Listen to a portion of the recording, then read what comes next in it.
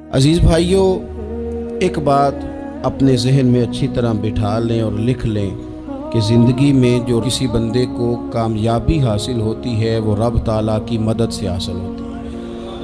اگر رب تعالیٰ مددگار ہو تو پھر کوئی چیز بھی رستے میں رکاوٹ نہیں بنتی، اور اگر مالک کریم کو منظور نہ ہو تو انسان بہترین سیاستدان ہو، اچھا ایڈمنسٹریٹر ہو، اس کا ذہن بڑی وسعت رکھتا ہو، بڑی اچھی پلاننگ کرنا جانتا ہو، سارا کچھ ہو، تو بندہ ناکام ہو جاتا ہے۔ مسلمانوں کو جتنی کامیابیاں ملی ان کا پس منظر صرف اتنا تھا کہ اللہ تبارک و تعالیٰ نے اپنے بندوں کی مدد فرمائی، اور اب تعالیٰ نے قرآن مجید میں اس حقیقت کا بیان کیا، فرمایا بل اللہ مولاکم، فرمایا بلکہ اللہ تمہارا مولا ہے، وَهُوَ خَيْرُ النَّاصِرِينَ، اور وہ بہترین مددگار ہے۔ وہ جو رب تمہارا مولا ہے وہ بہترین مددگار ہے، اور اگر وہ مدد کرے تمہاری، سورہ آل عمران میں آگے جا کے ارشاد فرمایا اگر اللہ مدد کرے تو پھر تم پر کوئی غالب نہیں آ سکتا، اور اگر وہ تمہاری مدد چھوڑ دے تو پھر کوئی تمہاری مدد کر سکتا، کوئی مدد نہیں کر سکتا۔ بدر کی جنگ بھی اور فتح مکہ بھی رمضان المبارک میں ہوا ہے۔ میں دونوں پر غور کر رہا تھا تو ایک نیا مضمون میرے ذہن میں آنے لگا۔ بدر کی جو جنگ ہے اس میں بھی ایک عجیب انقلاب آیا ہے کہ 313 نے 1000 سے مقابلہ کیا، اور جن 1000 سے مقابلہ کیا وہ اسلحے سے لیس تھے، اور یہ جو 313 ہیں ان کے پاس 6 زرہیں، 8 تلواریں، چند گھوڑے، لیکن اللہ نے کامیابی دی تو خود رب نے بیان کیا کس طرح دی، فرمایا وَلَقَدْ نَصَرَكُمُ اللَّهُ بِبَدْرٍ وَأَنْتُمْ أَذِلَّةٌ۔ وہ کامیابی اس طرح ملی ہے کہ رب نے تمہاری مدد کی تھی، تم تو کمزور تھے، اللہ نے بدر میں تمہاری مدد کی، تم جیت گئے۔ وَلَقَدْ نَصَرَكُمُ اللَّهُ بِبَدْرٍ وَأَنْتُمْ أَذِلَّةٌ، اللہ نے بدر میں تمہاری مدد کی، تم تو کمزور تھے۔ پھر فتح مکہ نصیب ہوئی تو اس میں بھی بہترین منصوبہ بندی نبی پاک علیہ السلام نے فرمائی، بہترین حکمت عملی حضور نے اپنائی، لیکن ہمیں جو اللہ رسول نے بات سمجھائی وہ کیا ہے؟ اِذَا جَاءَ نَصْرُ اللَّهِ وَالْفَتْحُ، فرمایا جب اللہ کی مدد آئی اور فتح نصیب ہو گئی۔ یہ اللہ نے مدد فرمائی تمہاری، یہاں بھی فتح مکہ بھی اللہ کی مدد سے، جنگ بدر بھی اللہ کی مدد سے۔ وہ جو مدد ہے اللہ تعالیٰ کی، جب وہ ہم یہ کرتے ہیں کہ ہم اپنی ساری زندگی سیاست کی نظر کر دیں، ہماری سیاست صرف ملک میں نہیں ہوتی، ہماری سیاست خاندان میں بھی ہوتی ہے، ہم گھر کے اندر بھی سیاست کرتے ہیں، ہم کسی خاص طریقے سے لوگوں کو اپنے پیچھے چلانا چاہتے ہیں، ہم ایک خاص اسلوب اختیار کرتے ہیں کہ لوگ ہمارے پیچھے چلیں۔ اس کا نقصان ہمیں یہ ہوتا ہے کہ سیاست جو ہوتی ہے یہ شطرنج کے ہیر پھیر کی طرح ہوتی ہے، تو اس کے راز بڑی جلدی کھلنے لگ جاتے ہیں، پتہ چل جاتا ہے کہ بندہ مخلص نہیں تھا، سیاست کر رہا تھا، طریقے سلیقے سے اس نے جوڑ کے رکھا ہوا تھا۔ ہم ہر جگہ سیاست کے بل بوتے پر چیزوں کو لے کے چلنا چاہتے ہیں، سیاستیں ناکام ہو جاتی ہیں، سیانے لوگ فیل ہو جاتے ہیں، بچتا صرف وہی ہے جس کے پیچھے رب تعالیٰ کی مدد شامل حال ہوتی ہے۔ اپنی زندگی کے اندر ہم جو کچھ بھی کر رہے ہیں، جس شعبے سے بھی ہمارا تعلق ہے، آج ہم نے اس بات پہ غور کرنا ہے کہ پہلے تو یہ غور کر لیں کہ جو کام ہم کر رہے ہیں کیا وہ کام ایسا ہے کہ اس میں اللہ کی مدد ہمیں ملے گی؟ اگر آپ کوئی معاذ اللہ ناجائز کام کر رہے ہیں، فعل حرام کا ارتکاب کر رہے ہیں، تو اس میں تو مدد الہی آئے گی نہیں۔ پہلے تو یہ دیکھیں جو کر رہے ہیں وہ کام مدد الہی والا ہے، اور اگر اللہ تعالیٰ کی مدد والا وہ کام ہے پھر اس پر غور کریں کہ کیا ہم نے مالک سے مدد کا سوال کیا ہے، ہمیں مدد میسر آ رہی ہے۔ وہ میں نے بزرگوں سے ایک بات سنی تھی، وہ بڑی یاد رہ گئی۔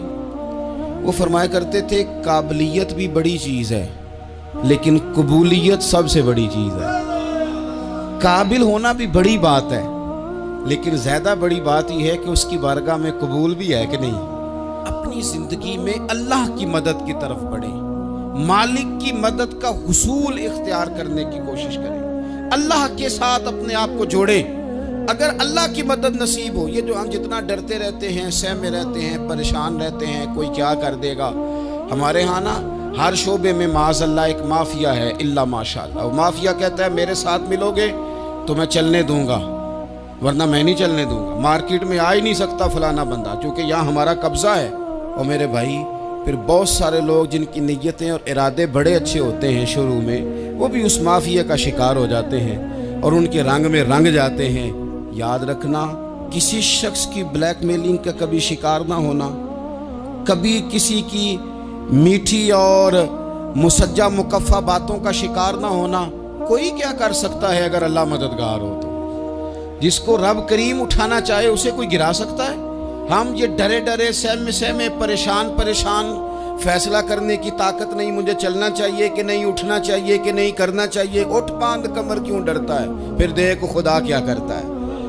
حضرت عبداللہ ابن عباس فرماتے ہیں میرے نبی پاک علیہ السلام نے میری تربیت فرمائی، حضور نے میری تربیت فرمائی، اور محبوب پاک علیہ السلام نے فرمایا عبداللہ یاد رکھنا، یہ نوجوان دوست میری بات لکھ لیں، پریشان لوگ میری بات لکھ لیں، جن کے پاس قوت فیصلہ نہیں وہ اس بات کو لکھ لیں۔ حضرت عبداللہ ابن عباس فرماتے ہیں میرے نبی پاک علیہ السلام نے مجھ سے فرمایا تھا عبداللہ سن، اگر ساری دنیا مل کے تیرا کوئی نفع کرنا چاہے کر نہیں سکتی جب تک میرے رب کی رضا نہ ہو، اور فرمایا ساری دنیا مل کے تیرا کچھ بگاڑنا چاہے تو عبداللہ بگاڑ نہیں سکتی جب تک رب کریم کی حکمت کا تقاضا نہ ہو۔ لوگوں سے ڈرنا، لوگوں کی طرف دیکھنا، ماحول دیکھ کے اپنے راہ کا تعین کرنا، ہر بندے کے خیالات کے مطابق ڈھلنے کی کوشش کرنا، فلانا نہ ناراض ہو جائے، فلانا نہ ناراض ہو جائے، وہ جس نے ہونا ہو جائے، بس رب رسول ناراض نہ ہو۔ اپنی زندگی میں اپنے مالک کو مولا جان کے، بل اللہ مولاکم، اللہ تمہارا مولا ہے، وَهُوَ خَيْرُ النَّاصِرِينَ، وہ بہترین مددگار ہے۔ توجہ جب بھی کریں رب کی جانب کریں، اپنے دل کا قبلہ درست رکھیں، سوچوں کے زاویے سیدھے رکھیں۔ میرے بھائی مالک جب بندوبست کر دے نا، جب مالک بندوبست کر دے پھر ایسا بندوبست کرتا ہے کہ لوگوں کے پاس نا چارہ نہیں رہتا۔ حضرت مریم رضی اللہ تعالی عنہا پاک باز تھیں، مسجد میں رہی تھیں، پر مالک کی حکمت کے تقاضے بڑے عجیب ہے نا۔ پھر جناب مریم کو اللہ تعالیٰ نے بغیر شوہر کے اولاد عطا کر دی۔ یہ بات ہی ایسی تھی، وہ کسی نے کہا تھا کہ مخلوق تو فنکار ہے اس درجہ کے پل بھر میں سنگے در کعبہ سے بھی اصنام تراشے، تم کون ہو کیا چیز ہے داغ کبابی، لوگوں نے تو مریم پہ بھی الزام تراشے۔ تو لوگوں نے کہا کدھر سے لے آئی بچہ، تیرا باپ تو ایسا نہیں تھا، کہاں سے لے آئی؟ اللہ کرے میں آپ کو سمجھا سکوں، ذرا اپنے آپ کو وہاں کھڑا کریں کہ ایک پاک باز عورت، پاک باپ کی بیٹی، طیب ماں کی بیٹی، اور اللہ کے گھر میں پرورش پانے والی خاتون، ایک وہ وقت اور ایک یہ وقت کہ اس عورت کو کٹہرے میں کھڑا کر کے پوچھا جا رہا ہے کہ معاذ اللہ تیری گود میں بچہ جائز نہیں ہے، کہاں سے لائی ہے؟ اب خود سے صفائیاں بندہ کتنی کو دے، کتنی کو وضاحتیں کرے۔ اور میں نے تو اپنی زندگی میں دیکھا ہے زیادہ وضاحت دینے والے کو بھی لوگ جھوٹا سمجھنے لگ جاتے ہیں، زیادہ وضاحت دینے پر بھی لوگ کمزوری کا اظہار سمجھتے ہیں کہ کمزور پڑ گیا۔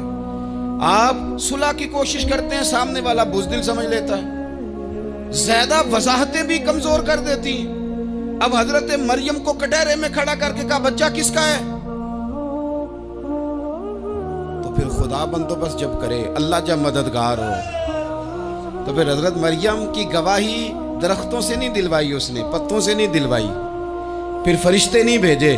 حضرت مریم کہنے لگی مجھ سے نہ پوچھو، وہ جو پنگوڑے میں ہے اسی سے پوچھ لو، ان سے پوچھو نا وہ کون ہے، پوچھ لو ان سے، کر لو سوال۔ انہوں نے کہا پنگوڑے میں چند دنوں کا بچہ، یہ جواب دے گا؟ مددگار تھا رب، ان کی برات کا اعلان کرنا تھا مالک نے، اور جب مالک اعلان کر دے، جب مالک تیری صفائی دینا چاہے، جب مالک تجھے دنیا کے سامنے نکھارنا چاہے، تو پنگوڑے میں لیٹے حضرت عیسیٰ بول کے کہنے لگے انی عبداللہ آتانی الکتاب، फरमाया मैं अल्लाह का बंदा हूँ, रब ने मुझे किताब अता करके नबी बना के दुनिया में भेजा है। मैं अल्लाह का बंदा हूँ, किताब लेके आया हूँ, नबी बन के आया हूँ। फिर पंघूड़े से ऐलान हो गया, फिर बच्चा बोल पड़ा। और ये एक दफा नहीं बात हुई, ये बनी इसराइल में एक जुरैज नाम के शख्स भी थे जो नमाज पढ़ रहे थे। बाज ने लिखा है नफल नमाज थी, अम्मा ने पुकारा तो आए नहीं, तो माँ के मुंह से निकल गया तू इतनी देर तक मरेगा नहीं जब तक किसी बेहया औरत का मुंह ना देख ले। तो वो इबादत गुजार थे, लेकिन लोगों ने उनकी इबादत, रियाजत, परहेजगारी को नहीं देखा। बस एक औरत को भेज के इल्जाम लगवा दिया। वो औरत आया जाया करती थी, अब आ जाती हैं औरतें, मसला पूछने की नीयत से भी आ जाती हैं। माहौल में कुछ जगह ऐसी भी हैं जहां औरतें दम कराने के बहाने आ जाती हैं। वो खातून आती जाती थी उस खानका पे, आस्ताने पे, ये बुखारी में मौजूद है। पर उसने कहा मेरी गोद में जो बच्चा है ये इन्हीं का है। मुझे बताएं कैसे बंदा वजाहत दे। हालात खराब हो गए, लोग कुटिया जलाने लगे, माहौल और तरह का बन गया। मेरे नबी पाक अलैहिस्सलातु सलाम फरमाते हैं फिर उस रब के बंदे ने कहा मालिक तू करीम है, तेरी मशीयत का तकाजा आया जो मेरी माँ ने जुमले बोले थे, पर अब मैं वजाहत देने के काबिल नहीं रहा। अब तू ही करम करेगा तो दरवाज़ा खुलेगा। तो वो चंद दिनों का बच्चा पंघूड़े में बोल के कहने लगा मैं इस दरवेश का नहीं, मैं तो फलाने चरवाहे का बच्चा हूँ, वो जो बकरियां चराता है। रब की मदद को पुकारें, अपने साथ अपने मालिक की मदद को शामिल करें, थोड़े रिस्क पर भी गुजारा अच्छा होने लग जाएगा। सारे लोग आपको गिराने की तदबीरें कर रहे होंगे और मालिक आपको इज्जतें अता फरमा देगा। उसकी बारगाह से हिकमत का तकाजा और हो जाएगा। हमने सारी जिंदगी लोगों को राजी करने में गुजार दी, सारी जिंदगी बुढ़ापा आ गया बच्चों को पालते, और बच्चों ने आखिरी उम्र में कह दिया अब्बा अगर कोई ढब का काम कर लेते तो आज हमारे दिन भी फिर न जाते। सारी जिंदगी गुजार दी बहन भाइयों को राजी करने में, सारी जिंदगी गुजार दी जिम्मेदारियां उठाने में। उनको 99 दफा दिया, एक दफा नहीं दिया तो उन्होंने कह दिया तूने तो कभी दिया ही नहीं, तू था ही नहीं। सारी जिंदगी मोहल्लेदारों, इलाके वालों को राजी करने में गुजार दी। और मैंने ऐसे लोग भी देखे दीन के लिए वक्त गुजारा, लेकिन जब बुढ़ापे में दांत काम न करते थे तो वक्त के मुफ्तियों को भी मस्जिदों की कमेटियों ने कह दिया अब आपकी समझ नहीं आती, हमने खतीब को यौर रखना है, न देखो दुनिया की तरफ, दुनिया रुला देती है, न राजी करो बंदों को, बंदे थका देते हैं, न पीछे भागो हर वक्त दुनियादारों के, ये इंसान को कमजोर कर देते हैं। वो तो करीम ही बड़ा है, 2 आंसू जमीन पर बाद में गिरते हैं, बंदे के गुनाह सारे पहले माफ फरमा देता है। अल्लाह की मदद का हुसूल, अपने मालिक की मदद की तरफ बढ़ना। आपको बदर की जंग भी यही दरस देगी, आपको ओहद का मैदान भी यही सबक देगा, फतेह मक्का भी यही सबक देगा। मेरे दोस्तों, जब रब मदद फरमाए, जब अल्लाह मददगार बने। दोस्तों से एक बात अक्सर करता हूँ, मैं कहता हूँ कि जितने दर्द से आप अमीर को अपनी कहानी सुनाते हैं ना, और जिस तरह आपके आंसू बात करने से पहले गिर जाते हैं कि गरीब हैं, बच्चियां हैं, कारोबार नहीं, ओ मेरे संगियों, इससे आधे आंसू अपने रब की बारगाह में बखेरो, उसके हुजूर अर्ज गुजार हो जाओ, उससे तलब करो। एक वक्त इंसान पर जिंदगी में ऐसा आता है कि उसे यूं महसूस होता है कि मेरा साया भी तरह से पीछे हट गया है। उसे यूं लगता है कि मैं किसी सहारे पे हाथ डालता हूं तो वो भाग जाता है मुझसे। लेकिन मालिक की बारगाह ऐसी अजीम बारगाह है, रब रसूल के आस्ताने इतने बड़े हैं कि आप जब वहां कशकोले तलब दराज करते हैं तो झोली फैलाने में देर लगती है, उनको भरने में तो कोई देर नहीं लगती। हमने अपना सोच का किबला ही दुनिया को बना लिया है। ये जो अल्लाह वालों की मदद है, ये तो है नहीं, अल्लाह ही की मदद है। लेकिन ये जो सेठों की तरफ तवज्जो करना, नवाबों की तरफ तवज्जो करना, दुनियादारों की तरफ तवज्जो करना और अपना मिजाज इस तरह का बना लेना, यारो गर्दन को झुका देता है खैरात का पत्थर, जहां में मांगने वालों के सर कभी ऊंचे नहीं होते। और इकबाल कहते हैं गैरत है बड़ी चीज जहाने तगो दो में, पहनाती है ये फक्र को ताजे सरदारा। میں عرض کروں گا کہ اپنی آپ جب توجہ کا قبلہ اللہ رسول کو بنائیں گے تو رب فرماتے ہیں وَيَرْزُقْهُ مِنْ حَيْثُ لَا يَحْتَسِبُ، میں نہ تجھے وہاں سے رزق دوں گا جہاں سے کبھی تیرا گمان بھی نہیں کیا ہوگا، یہاں سے بھی مل سکتا ہے، تو نے سوچا بھی نہیں ہوگا۔ بخاری شریف میں حدیث ہے، حضرت جابر ابن عبداللہ فرماتے ہیں نبی پاک صلی اللہ علیہ وسلم نے نا 300 لوگوں کا ایک لشکر روانہ کیا کسی مہم کے لیے، کسی جہاد کے لیے۔ حضرت ابو عبیدہ بن جراح رضی اللہ تعالیٰ عنہ امیر لشکر تھے۔ فرماتے ہیں غربت اتنی زیادہ تھی، بھوک اتنی زیادہ تھی کہ ایک ایک کھجور دن میں ایک وقت کھانے کو ملتی تھی، اور کچھ دن ایسے آئے کہ اب کھجور بھی نہیں مل رہی۔ فرماتے ہیں اتنی زیادہ بھوک لگی مجاہدین کو 300 بندہ پتے کھا کے گزارا ہونے لگے، یہ بخاری میں موجود ہے۔ آپ فرماتے ہیں کہ دریا کے کنارے ہمارا پڑاؤ تھا، ٹھہراؤ تھا، جب بھوک سے نڈھال ہو گئے نا وَيَرْزُقْهُ مِنْ حَيْثُ لَا يَحْتَسِبُ، اللہ وہاں سے روزی دیتا ہے، گمان بھی نہیں ہوتا۔ فرماتے ہیں ایک مچھلی اللہ تعالیٰ نے دریا کے کنارے بھیجی، فرماتے ہیں وہ تھی تو مچھلی پر پہاڑ جتنی تھی۔ بخاری میں لفظ ہیں، حضرت جابر ابن عبداللہ رضی اللہ تعالیٰ عنہ فرماتے ہیں 300 آدمی 18 دن تک اس مچھلی کو کھاتے رہے، مچھلی ختم ہی نہیں ہوئی۔ مچھلیاں نہیں، مچھلی کہتے ہیں 18 دن 300 بندہ کھاتا رہا، مچھلی ختم ہی نہیں ہوئی۔ اور فرماتے ہیں کہ اس کی ہڈی نکال کے، کانٹا کہیں گے آپ اپنی زبان میں، کہتے ہیں وہ نکال کے نا تو اس کو کھڑا کیا نا جب، تو اونٹ کجاوے سمیت اس کے بیچ سے گزر جاتا تھا، 2 اس کے کانٹے جوڑے۔ فرماتے ہیں وہ اس کا گوشت ہم کھاتے تھے اور اس کی چربی بطور تیل کے ہم جسموں پہ ملتے تھے، بیماروں کو اس سے سکون آتا تھا، تندرستی شفا ہوتی تھی۔ فرماتے ہیں ہم کھایا بھی ہم نے اور کچھ لے کے ہم مدینے بھی گئے، اور قربان جائیں نبی پاک نے بھی اس میں سے کھایا۔ ہم نے عرض کی حضور یہ معمہ کیا ہے، یہ ماجرا کیا ہے؟ تو محبوب نے فرمایا تمہارے پاس غذا نہیں تھی، رب نے تمہارے لیے بندوبست کیا ہے، اللہ نے تمہیں دیا ہے۔ مکان شروع کر لیا، ایک صاحب نے وہ مکان بنانے لگے، آپ وہ حساب لگا رہے ہیں، کہتے ہیں میرے پاس اتنے پیسے ہیں، اتنے میں نے فلانے دوست سے کہنا ہے اس نے دے دینے، اتنے فلانے رشتہ دار سے کہنا ہے اس نے دے دینے، اتنے فلانے سے کہنا ہے اس نے دے دینے۔ یہ ساری کاپی بنا کے مکان شروع کر لیا۔ جو روز کہتا تھا نا کوئی حکم ہو جاتے 10 سب سے پہلے اس کو کہا میاں پیسے چاہیے دین، وہ کہندا ہو کل ہی منڈا ٹوریا، کہتے تو پرسوں 10 داتے لب جانے سن۔ میں آپ کو اپنے تجربے کی بات بتا رہا ہوں۔ جن لوگوں کا خیال ہوتا ہے نا کہ آپ سٹارٹ کریں فلانا کام، ہم آپ کے ساتھ ہیں، اللہ کا ہی کوئی نظام ہے، وہ بالکل بھی نہیں ساتھ ہوتے۔ لیکن ایسا نہیں ہے کہ کوئی ساتھ نہیں ہوتا، اللہ تعالیٰ بڑے اسباب پیدا کرتا ہے، وہاں سے دیتا ہے جہاں سے گمان بھی۔ ہمارا یہ ذہن بن جاتا ہے ہم ساری اپنے حساب سے چلتے، اتنے رشتہ داروں سے، اتنے کون آپ کے ساتھ چلے گا، سوال ہی نہیں پیدا ہوتا۔ یہ سارے کام چھوڑ کے سب سے پہلے 2 رکعتیں پڑھو، اپنے رب کی بارگاہ میں، رسول کائنات کی بارگاہ میں گزارشات اور استغاثے پیش کرو، وہاں سے خیر طلب کرو۔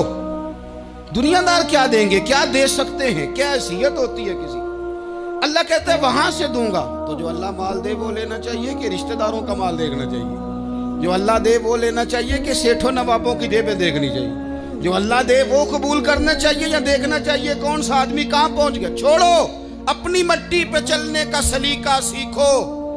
کسی کے سنگ مرمر پہ چلو گے تو پھسل جاؤ گے، پھسل جاؤ۔ اس پر ایک اور بات عرض کر دوں، صحیح بخاری سے، مسلم سے ایک اور بات۔ کچھ چیزیں ایسی ہیں جن سے اللہ کی مدد آتی ہے، مدد ملتی ہے۔ ایک چیز ان میں سے ایسی ہے جس سے بہت مدد نازل ہوتی ہے، وہ ہے کہ جب رب آپ کو دے نا تو پھر آپ بھی اس کے رستے میں دیں، پھر مدد آتی ہے، پھر اور آتا ہے۔ بخاری مسلم میں حدیث ہے، یہ زیادہ ہی توجہ طلب امر ہے، اس پر آپ غور کریں گے۔ حضرت ابو ہریرہ فرماتے ہیں کہ نبی پاک علیہ السلام نے فرمایا ایک شخص نے بادلوں کے اندر سے آواز سنی کہ فلاں آدمی کا کھیت اور باغ خشک ہو گیا ہے، وہاں برسو اور اس کے کھیت کو سیراب کرو۔ وہ بڑا حیران ہوا کہ بادل سے آواز آ رہی۔ پھر اس نے دیکھا کہ ایک پہاڑی پر بارش ہوئی، وہ بادل وہاں برسا، پھر نالیوں سے ہوتا ہوا پانی ایک طرف چلا۔ تو جس نے آواز سنی تھی، حضور بیان کر رہے ہیں، وہ بھی پیچھے پیچھے چلا کہ پانی کدھر جا رہا ہے۔ اس نے جا کے دیکھا کہ ایک مقام پہ ایک باغ کو وہ پانی لگ رہا ہے اور ایک آدمی وہ پانی لگا رہا ہے۔ اس نے اس سے پوچھا تیرا نام کیا ہے؟ اس نے کہا کیوں؟ کہنے لگا بتا نا۔ اس نے نام بتایا تو کہنے لگا یہی تو وہ نام ہے جو میں نے بادلوں کے اندر سے سنا ہے کہ فلاں کے کھیت کو پانی دے دو۔ اس نے کہا یار تو کیا عمل کرتا ہے کہ اسپیشل تیرے لیے بارش برسے؟ یہ بخاری پڑھ رہا ہوں، سیاستہ سے حدیث عرض کر رہا ہوں۔ اس سے پوچھا تو کیا کام کرتا ہے کہ جناب اللہ تبارک و تعالیٰ کا حکم کرم آیا کہ خاص تیرے لیے پانی برسے اور تیرے کھیت کو سیراب کرے؟ تو اس نے کہا چھوٹا ذمہ دار ہوں، پر جب فصل اگتی ہے تو 3 حصے کرتا ہوں۔ ایک حصہ اپنے بال بچوں پہ، بہن بھائیوں پہ خرچ کرتا ہوں، ایک حصہ پورا، اور ایک حصہ دوبارہ کاشتکاری پہ لگاتا ہوں، اور تیسرا حصہ خالص میں نے مسکینوں، یتیموں اور غریبوں کے لیے رکھا ہوا۔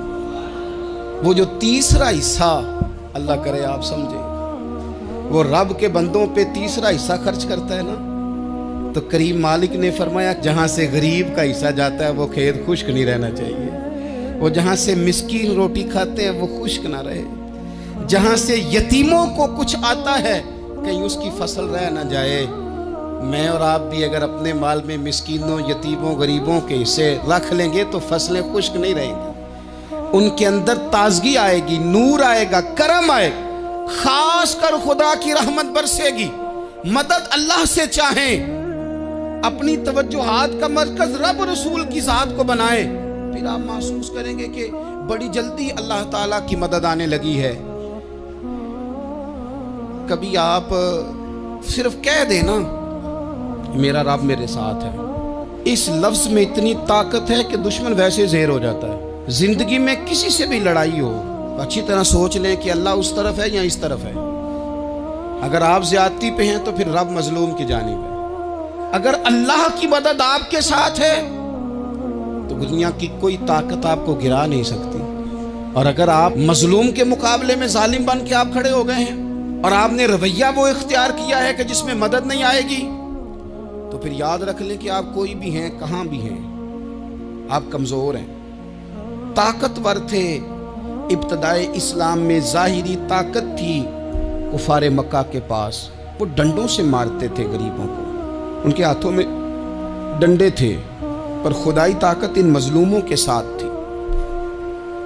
صاحب زرقانی نے لکھا ہے حضرت زنیرہ رضی اللہ تعالیٰ عنہ ایک لونڈی ہیں، غریب ہیں، ماڑے دا کی کام محمد نس جانا یا رونا، غریب سادی بی بی اور لونڈی کنیزہ، ایک مشرک کی کنیزہ تھی، انہوں نے کلمہ پڑھ لیا، وہ ڈنڈوں سے مارتا، دروں سے مارتا، تکلیف دیتا۔ حضرت زنیرہ رضی اللہ تعالیٰ عنہ کو اتنا مارا، اتنا مارا۔ اب آپ ایک اور پہلو پر بھی غور کریں، مار بھی پڑ رہی ہے پر خدا ادھر ہی ہے، اللہ کی مدد ادھر ہی ہے۔ رب کہتا ہے کہ پہلے تو صبر کرنا، ان اللہ مع الصابرین، تو صبر کرے گا تو پھر رب کی معیت ملے گی، ذرا ٹھہرنا، تو تھوڑا ڈٹنا۔ ان الذین قالوا ربنا اللہ ثم استقاموا تتنزل علیہم الملائکہ، تو کہے اللہ میرا رب ہے، پھر تو پہلے ڈٹ، پہلے تو نے ڈٹنا ہے۔ ثم استقاموا، جو ڈٹ گیا، تتنزل علیہم الملائکہ، ڈٹنے والے کے لیے مدد آتی، پہلے تھوڑا ٹھہرنا پڑتا ہے، پہلے تھوڑا صبر کرنا پڑتا ہے، حوصلہ کرنا پڑتا، اس کے بعد مدد آتی۔ مار پڑ رہی ہے، مارا جا رہا ہے حضرت زنیرہ کو، ان کا مالک جو ہے ظاہری آقا وہ مار رہا ہے، یہ کنیزہ ہے، اتنا مارا، اتنا مارا، ان کی بینائی چلی گئی، نظر آنا بند ہو گیا۔ ابو جہل آیا اور کہنے لگا زنیرہ دیکھا نا ہمارے بت تیری آنکھیں لے گئے، معاذ اللہ، لات و منات ہمارے بتوں نے تجھے اندھا کر دیا۔ اب ایسا نہیں ہے کہ بی بی روتی جا رہی ہے، روتی جا رہی ہے، مایوسی مایوسی، معاذ اللہ، پریشانی، غریبی بڑی ہے، پوچھنے والا کوئی نہیں، یہ باتیں نہیں۔ کیا جملے ہیں خاتون کے، کیا لفظ ہیں۔ ابو جہل نے طنزیہ کہا، معاذ اللہ، کہنے لگا دیکھا نا ہمارے بتوں نے تجھے اندھا کر دیا۔ تو جناب زنیرہ آنکھوں کی بینائی گئی ہے، رات کو گئی ہے، دکھ ابھی تازہ ہے، لیکن اللہ پہ جو توکل ہے، اپنے مالک سے جو رشتہ ہے وہ اتنا مضبوط ہے، اتنا طاقتور ہے، اس میں اتنی گہرائی ہے کہ حضرت زنیرہ بول کے نا اتنی قوت سے بولی، اتنی طاقت سے بولی کہ پورے کفر پر لرزہ طاری ہو گیا۔ فرمانے لگی تمہارے بتوں کی کیا اوقات ہے کہ وہ میری بینائی لے جائیں؟ یہ میری رب کی حکمت کا تقاضا ہے۔ جب تک اس نے چاہا زنیرہ دیکھتی رہی، اور جب اس نے چاہا زنیرہ کی آنکھوں کی بینائی چلی گئی، اور اگر وہ چاہے گا نا تو بینائی واپس بھی کر دے گا۔ اگر ہو ذوق یقین پیدا تو کٹ جاتی ہیں زنجیریں، اگر وہ چاہے گا تو بینائی آ بھی جائے گی۔ حضرت زنیرہ نے رات کو یہ لفظ کہے، ابو جہل اور سارے کفار ڈر کے سن کے چلے گئے۔ آپ اطمینان سے آ کے بستر پہ سوئی، جب سویرے اٹھی تو اللہ نے آنکھوں کی روشنی واپس کر دی تھی۔ آنکھوں کی اب چھڑی پکڑی ہے، بازاروں میں گھومتی ہے، کہتی ہیں بلاؤ کدھر ہے تمہارے نات و منات، دیکھو میرے رب نے روشنی واپس کر دی۔ آ کر میرے ساتھ ادھر آ ستمگر ہنر آزمائے، تو تیر آزما ہم جگر آزمائے۔ بیمار لوگوں یاد رکھو، کہہ دیا ڈاکٹر نے کہ تو بڑا بیمار ہے، تو بڑا کمزور ہے، یہ ہو گیا وہ ہو گیا، تو ڈاکٹر اپنے علم کے مطابق بات کر رہا ہے، ہوگا تو وہ جو میرا رب چاہے گا۔ کمزور ہو جانا، پریشان ہو جانا، تکلیف میں آ جانا، پتہ نہیں بات ہو گئی ہے تو جانے کیا ہو جائے گا۔ اپنی زندگی کے اندر اپنے رب سے رشتہ مضبوط کریں، رسول کائنات سے رشتہ مضبوط کریں، اللہ والوں سے رشتہ مضبوط کریں۔ حضرت زنیرہ نے پیغام دیا کہ زندگی میں جو جینا چاہتے ہیں تو وہ رب کا نام لے کے جی سکتے ہیں، جو اپنی زندگی میں خوشیاں دیکھنا چاہتے ہیں تو رسول اللہ کے نام پر خوشیاں دیکھی جا سکتی ہیں۔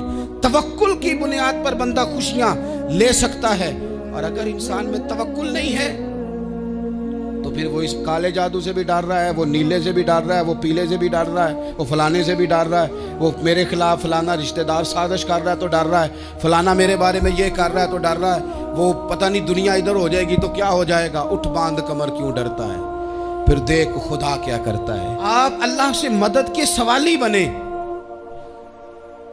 ترمذی کی ایک حدیث ہے، میں آپ کو زندگی کا تجربہ بتاتا ہوں کہ جب میں بڑا پریشان ہوتا ہوں تو یہ والی روایت کھول لیتا ہوں، مزہ دیتی ہے۔ میرے نبی پاک علیہ السلام نے فرمایا اپنے دکھ سیٹھوں نوابوں کو نہ کہنا، مالداروں کا نہ کہنا، ورنہ اللہ تمہیں کبھی غنی نہیں کرے گا۔ فرمایا اپنے دکھ اپنے رب کی بارگاہ میں عرض کرنا، جلدی کرے یا دیر سے کرے اللہ تمہیں لوگوں سے بے نیاز کر دے گا، اللہ تمہیں غنی کر دے گا۔ رات کو بیٹھو نا اس کی بارگاہ، اسے دکھڑے سناؤ، چھوٹی چھوٹی باتیں۔ حضور نے فرمایا نمک بھی مانگو تو رب سے مانگو۔